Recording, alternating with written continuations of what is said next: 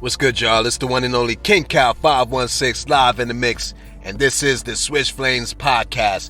Be sure to hit us up at the website www.switchflames.com. Hit us up on Twitter at Switch Flames, and if you feel so inclined to donate to the podcast, hit us up on the Cashapp Kingcal516. Let's get right into this, y'all. The Milwaukee Bucks have done it. They are your NBA champions of the 2020-2021 season. Shout out to the Milwaukee Bucks. They did their thing, and that atmosphere was electrifying. Sold out arena, and my goodness, that Deer District outside, they calculated over 60,000 people were just hanging there outside of Milwaukee. So they were ready. The team came through. They got the job done. They sealed the deal. Milwaukee ends up winning the series against the Phoenix Suns 4-2. They win the game last night, 105-98. It was a close game. Listen, I'll be honest with you. The Suns, there's a couple of things I felt like the Suns needed to do, and they got some of those things accomplished. Milwaukee was the better team, and Giannis Antetokounmpo just willed that team to victory last night. You know what I mean? Giannis, to me, is the story of this series. He's the story of this game. Giannis Antetokounmpo, shout out to him, big respect. But I'm just going to go out there and say it, y'all, because it needs to be said. Giannis Antetokounmpo is the best player in the world right now. Hands down. There's no ifs, ands, or buts about it. I don't want to hear that this guy's more skillful than him. Right now, Giannis is on top of the mountain. And that's just facts. This is a great story for the NBA. If you're the NBA, you wake up today, you got to be excited. You got to be happy with everything that went on this season. And truth be told, either one of these teams winning is a great story for the NBA. But Giannis' story, the Bucks being the team that they were, the last couple of seasons, how they got eliminated. Giannis, how he was stopped, how Toronto, once Kawhi started guarding him, and how Toronto started defending him once Kawhi decided to guard him, was able to stop him. That was a heartbreaking loss there for that team. And then also last season against the Heat, when the Heat built that wall, that was a tough break. So the Bucks went through a lot of hardships. But you know what? I respect this team. I respect what they did. I respect Giannis for taking it to the chin. He could have done what some of other superstars have done in the past and sit there and say, you know what? Yeah, it's time for me to go. But Giannis decided to take on the extension. He talked to management. He trusted that they were going to get the job done, what they needed to do to rebuild. And that's what they did. And you know what? Shout out to the Bucks manager, because trading for Drew Holiday, getting PJ Tucker, and also bringing in Bobby Portis added a physical presence, because those are physical players at their position, but also those are mentally strong players. They all brought something to the table, and they all brought something to this team, and they all were important for this playoff run. I can't stress that enough. So everything to me in this season for the Milwaukee Bucks fell into place. Everything they needed to go right ended up going right for them, and they took full advantage of it the way you're supposed to. You understand what I'm saying? So Milwaukee Bucks came through, and let's give credit to Giannis and also Chris Middleton, because both those guys stepped their game up better this season.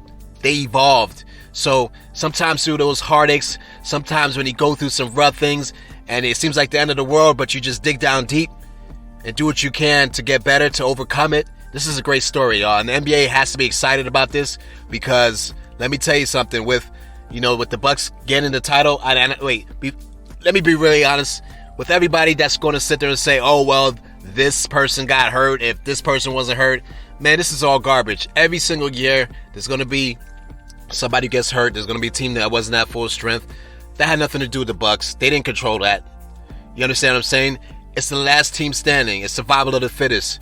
Everybody's under the same rules, so all this narrative that some people are trying to paint to try to already diminish the Bucks championship, get over it. The Bucks are the NBA championship. The Bucks are the NBA champions. They won it fair and square. Do not try to diminish them. This narrative always happens. Last year, when the Lakers won, oh, they're just a bubblegum. They're the bubble champs. Yeah, but everybody else who was in the bubble was under the same rules. So what are you trying to say? So these narratives that start getting painted, this is why the Switch Flames podcast is here. We just want to cut through all of that and just give you what it is, because it is what it is.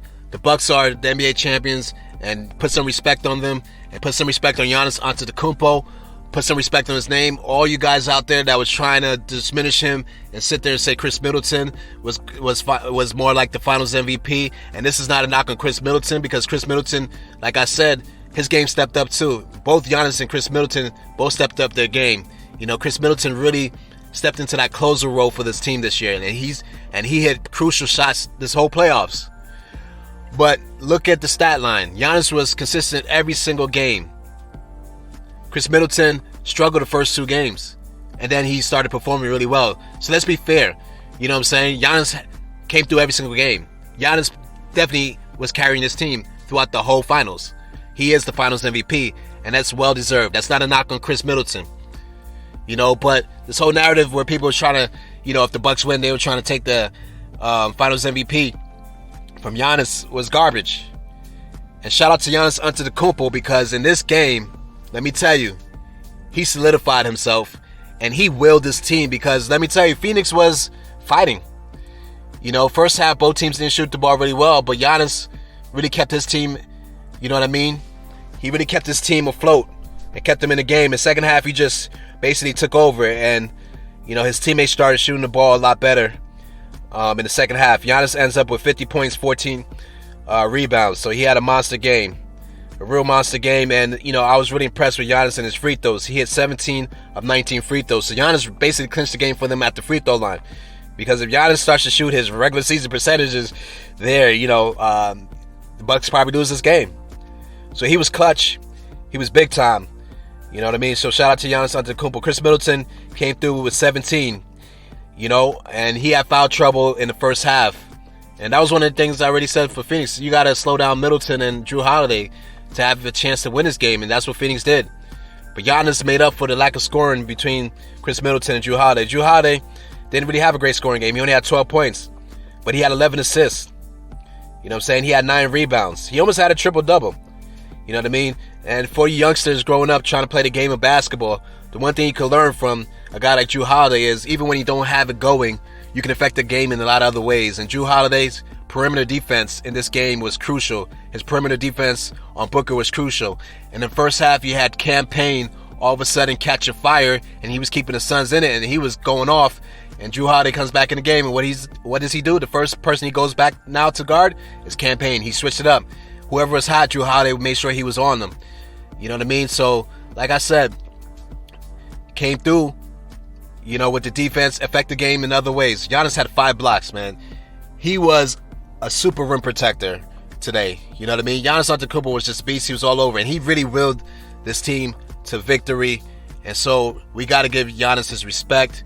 For those of you that just want to bash him for whatever reason, listen, he overcame all that you said. And let me just like kill the elephant in the room. Giannis may not be the most skilled offensive player. Correct.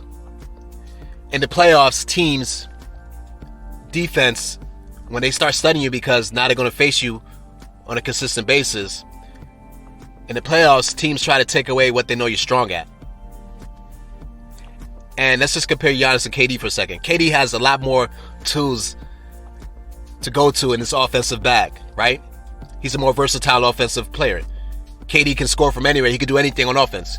He's probably the most skilled offensive talent in the NBA right now, right? But Giannis doesn't have as much to go to his tool bag. Teams know what he's going to do, so that means he probably doesn't have as much options to go to as KD, naturally speaking. So tell me, why is it that they know what Giannis is going to do and they still can't stop the man? It has to take some skill, but also what I believe is Giannis's super strength really is his just sheer determination. You can feel it on that guy. That guy is determined. He's not going to be stopped. In game number 5, in the clutch, when Jrue Holiday came up with that big steal and then Giannis caught the alley-oop on the other end, did you see where Giannis was when that steal happened? Did you see how hard he ran? Giannis Antetokounmpo is a very determined man, and he's hard-working.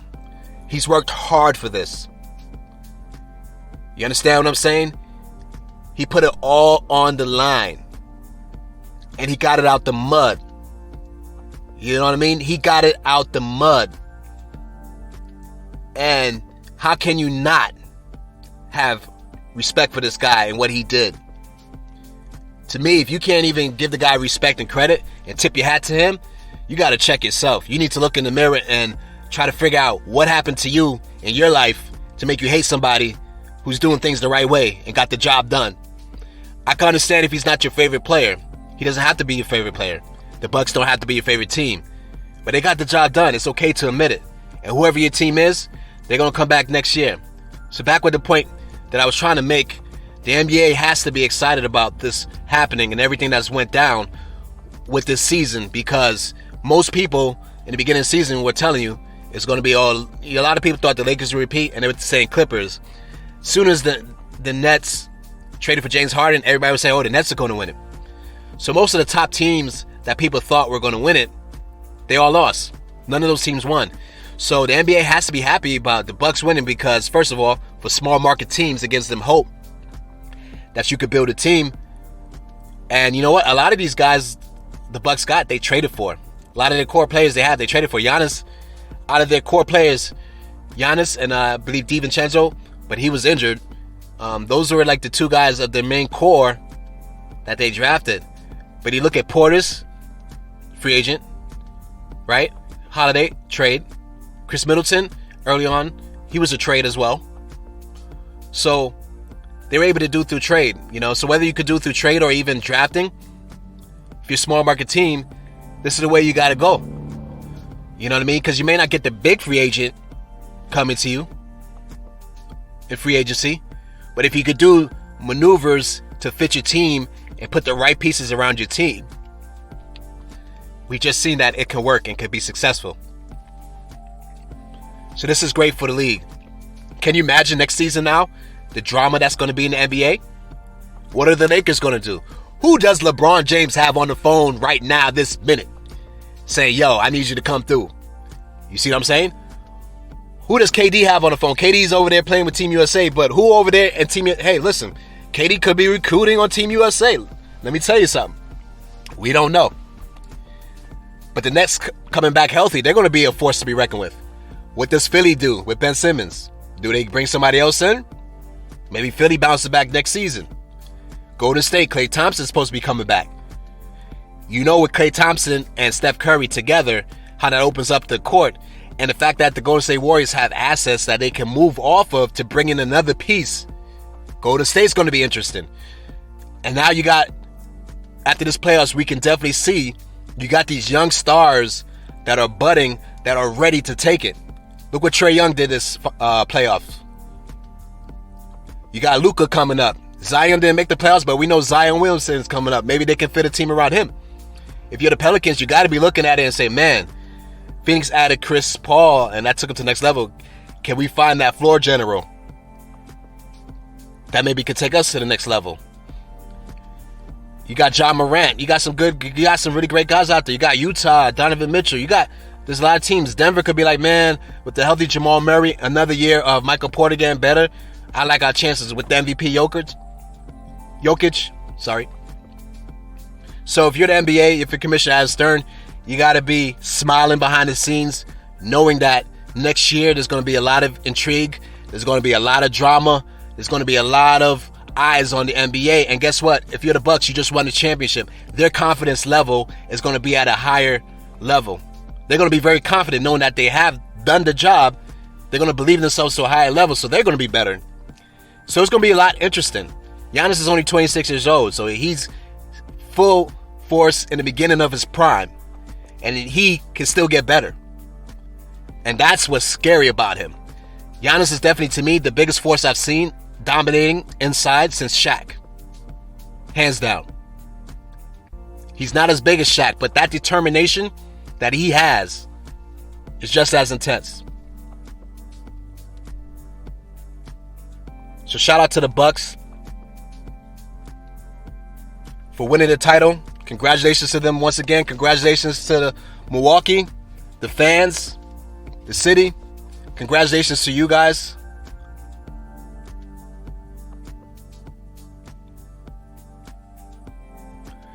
And also, I just want to sit there and say, before I go off the air, I just want to sit there and say, shout out to Chris Paul Shout out to Devin Booker. Shout out to the Phoenix Suns. You guys gave a hell of a run. You had a hell of a season.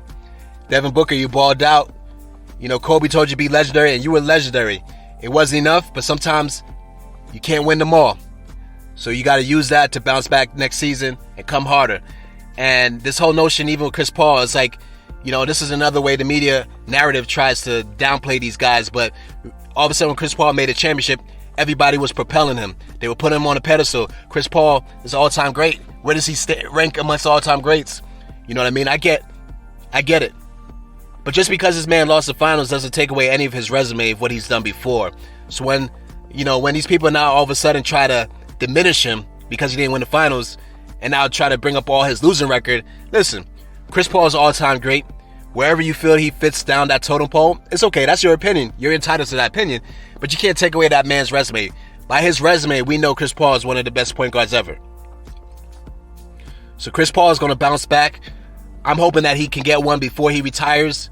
Obviously, he clearly stated he's not going to retire, so it's going to be exciting next year. We'll see if Chris Paul opts into his last year of his deal, if he opts out to re-sign again with the Suns. We'll see what happens with Chris Paul, but he got close. But hey, getting a taste of that, you're going to want to finish the deal, so I believe Chris Paul will come back stronger. Anyhow, this is your boy Kingcal516. I am signing off. This has been the Swiss Flames podcast. Make sure you hit us up on the website, www.swissflames.com. Make sure you hit the like, subscribe, follow button wherever you're listening to. Help support the channel. We definitely appreciate all those who've been showing us love. Till next time, we out.